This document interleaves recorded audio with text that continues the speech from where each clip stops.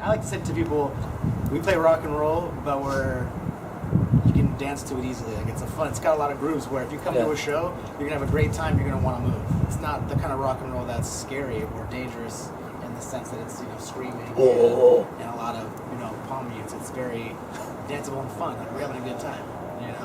Yeah. Sort of has a fun aggression.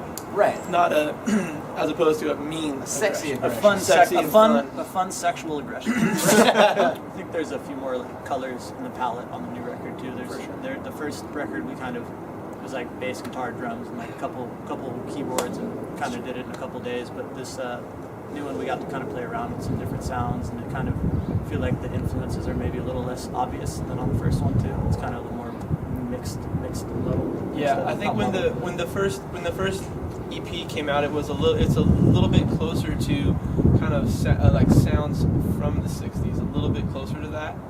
But now it's at least we feel like it's changed into a little bit more modern, and there's it doesn't sound like it. We met Jim about almost a year before we actually recorded with him, but we all got along really well right away, like the same music, and Jim hadn't really done like a lot of rock and roll records, but like he loved soul music and loved rock and roll and all that stuff too. So it was interesting, I think, for us to like click with someone too that wasn't like maybe the like rock producer that most people would figure a band like us would go with. Jim was just a good producer that we liked, and I think it was a lot of fun. Definitely I think by far the biggest show we've done.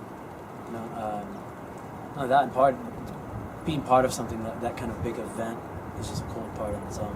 It's really exciting because we have very humble roots, and we played very small shows and for almost no money for a long time. And so to even be a part of the conversation with bands like the Yeah Yeah Yeahs and 9 Inch Nails, Paul McCartney. I mean, to even be in the arena with these people is really cool for us.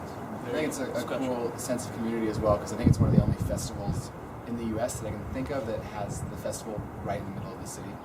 Most of them are out in the outskirts somewhere, but this is like a special one because it's right in the middle of San Francisco. The song embodies the idea of going out with your friends and having a good time and just not wanting it to end. Because you go out and you have fun. You go out somewhere else, you're having drinks, and you go to someone's house, you hang out there. But then soon enough, comes a time when it's like, this is gonna have to end at some point. But you just don't want it to. You don't want it to end, and it's kind of the attitude of